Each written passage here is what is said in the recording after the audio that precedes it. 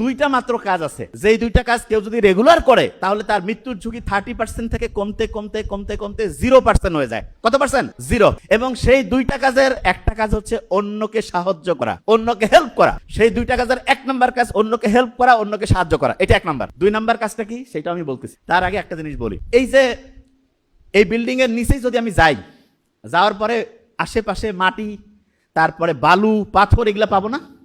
পাবো। কিন্তু কাউকে যদি বলি যে ভাই ঠিক আছে বিল্ডিং এর নিচে নামলেই তুমি হচ্ছে যে ডায়মন্ড পাবা, গোল্ড পাবা, কেউ কি বিশ্বাস করবে? বিশ্বাস করবে না। কেন? সবচেয়ে দামি জিনিস কি বাইরেই থাকে নাকি ভিতরে থাকে? তাহলে যেটা যত দামি সেইটা তত লুকায়িত থাকে নাকি বাইরে উন্মুক্ত থাকে? লুকায়িত। তাহলে যে ছোট্ট বাচ্চারা, তোমরা তখন মেয়ে, একদম ছোট্ট মেয়ে, যারা এই যে নারী, মেয়েদের আল্লাহ অনেক মর্যাদা দিয়েছে না? তাহলে মেয়েদের যে সৌন্দর্য, এটা দামি জিনিস না কম দামি? তাহলে দামি জিনিস কি বাইরে উন্মুক্ত থাকবে নাকি প্যাকেট করা থাকবে? প্যাকেট করা। Very nice. কি থাকবে? প্যাকেট করা। তাহলে ছোট্ট বাচ্চা যে যত সুন্দর, প্রত্যেকে অসাধারণ, তার কি তত বেশি পরিমাণ ঢেকে রাখা উচিত নাকি উন্মুক্ত করা উচিত? তাহলে যে যত বেশি পর্দা করে সে তত সুন্দর না অসুন্দর? সে তত দামি নাকি কম দামি? দামি। তাহলে যে পর্দা করে সে কি নিজের দাম বাড়াচ্ছে না কমাচ্ছে? কেননা যে জিনিস যত দামি সেই জিনিস তত কি প্রোটেকশনে থাকে, তত আবরণে থাকে, ঠিক না? ঠিক কিনা? আচ্ছা, প্রত্যেকের বাড়িতে সিন্দুক আছে না? সিন্দুকের মধ্যে কি কেউ হচ্ছে মার্বেল, তারপরে হচ্ছে এই যে ছোট্ট 5-10 টাকার কাপ পিরিচ রাখে নাকি স্বর্ণের টুকরা দামি জিনিস রাখে? কোনটা? স্বর্ণের টুকরা দামি জিনিস রাখে।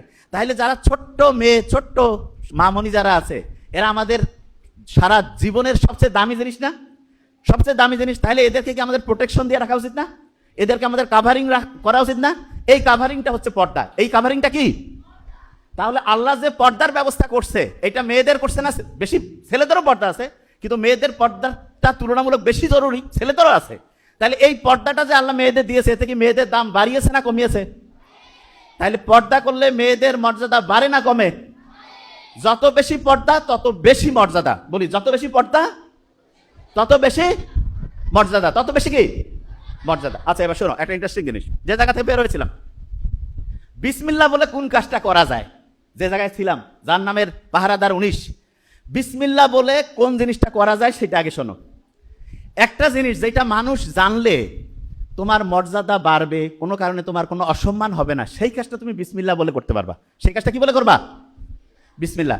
আচ্ছা, একজনের পকেট থেকে তুমি না বলে 100 টাকা বের করে নিলা, এটা যদি সবাই জানে, ভালো না খারাপ? এটাকে বিসমিল্লাহ বলে কওয়া যাবে? তাইলে তুমি কি ওই কাজটা করবা? আচ্ছা, একজন হচ্ছে যে চুপ করে বাড়ি থেকে একটা জিনিস নিয়ে চলে আসলা, এটা কি জানলে ভালো হবে না খারাপ হবে? তাহলে এটা কি বিসমিল্লাহ বলে করা যাবে? আচ্ছা, তুমি রাস্তা দিয়ে যাচ্ছ, একজন অন্ধ, সে দেখতেছে না, তাকে তুমি হচ্ছে একটু হাতটা ধরে রাস্তাটা বার করাই দিলা, এটা জানলে তোমার বাড়িতে মানুষ খুশি হবে না কষ্ট পাবে? কি হবে? এটা কি বলে করবা? বিসমিল্লাহ। কি বলে করবা? তোমার মা মনে করো একটু কাজ করতেছে প্রচুর, তুমি যে তাকে একটু কাজে হেল্প করলা, এতে কি তোমার আব্বা আসার পরে তোমার আম্মা যখন বললো যে আমার ছেলে বা মেয়ে আমাকে কাজে হেল্প করছে, এতে কি খুশি হবে নাকি রাগ করবে? তাহলে এটা কি বলে করবা? বিসমিল্লাহ। তুমি পড়তেছো, পড়ার সময় তোমার মা এসে দেখলো তুমি পড়তেছো, তোমাকে সে একটু হচ্ছে খাবার দাবার দিল, এটা কি ভালো কাজ হইলো না খারাপ কাজ? তাহলে এটা কি বলে করবা? তাইলে যেই কাজটা শুনলে পরে মর্যাদা বাড়ে, যেই কাজটার কারণে নিজের সম্মান উপরে উঠে, সেই কাজটা কি দিয়ে শুরু করব? সেটা কি দিয়ে করব? বিসমিল্লাহ। আচ্ছা, বিসমিল্লাহ দিয়ে যদি করি, দেখো কত লাভ। আল্লাহ কি বলছেন শোনো।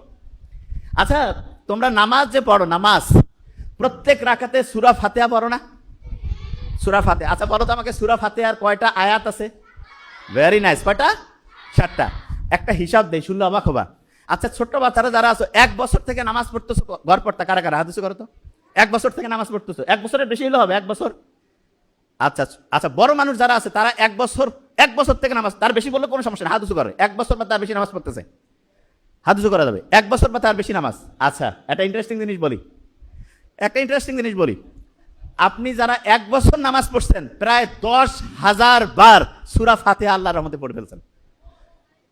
10,000 বার। কাউকে যদি আমি বলি এই 10,000 বার সূরা ফাতিহা পড়ো, কিন্তু হবে না, এটা কি সম্ভব? কিন্তু জাস্ট প্রত্যেকদিন প্রায় 30 রাকাতের মতো আমরা নামাজ পড়ি।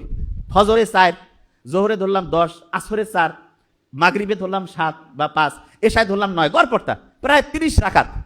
1 মাসে 900 রাকাত, 1 বছরে 10,800। আরো কয়েকশো বাদ দিলাম, 10,000 বার সূরা ফাতিহা আমরা পড়ছি। লাভটা কি হয়েছে? বিজ্ঞানীরা দেখছে সূরা ফাতিহা যে শুরু হয় আলহামদুলিল্লাহ দিয়া, শুকরিয়া আদায় করা।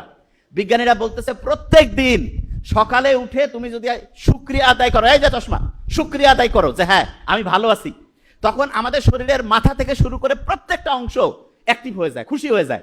যেমন আমি যদি বলি এই ছেলেটার খুব অসাধারণ ব্রেন, এই ছেলেটা অসাধারণ কিছু করবে, মনটা চাঙ্গা হয়ে যায় না? এইরকম যখনই আমি আল্লাহর কাছে শুকরিয়া আদায় করি, আমার শরীরের মাথা থেকে শুরু করে প্রত্যেকটা অংশ অ্যাক্টিভ হয়ে যায়, খুশি হয়ে যায়। এবং এরা যখন খুশি হয়ে যাবে, যে কেউ খুশি অবস্থায় বেশি কাজ করে না কম কাজ করে? এই দেখো কত এনার্জি, বেশি কাজ না কম কাজ? তাইলে আমাদের মাথা থেকে পা পর্যন্ত সবগুলো জিনিসকে যদি আমি খুশি করতে চাই, আমাকে আলহামদুলিল্লাহ বলতে হবে। কি বলতে হবে? তা আলহামদুলিল্লাহ তো এমনিতে বলতে মন চায় না, এই জন্য আল্লাহ নামাজের মধ্যে প্যাকেট করে দিয়ে দিছে। প্রত্যেক নামাজে আমরা সূরা ফাতিহা পড়ি, আলহামদুলিল্লাহ রাব্বিল আলামিন দিয়ে শুরু করি। আল্লাহর কাছে হচ্ছে শুকরিয়া আদায় করলাম, আমাদের শরীরের যত অঙ্গ প্রত্যঙ্গ আছে এরা খুশি হয়ে গেল যে আমরা ভালো কাজ করতেছি, তখন কাজের গতি আরো বেড়ে গেল।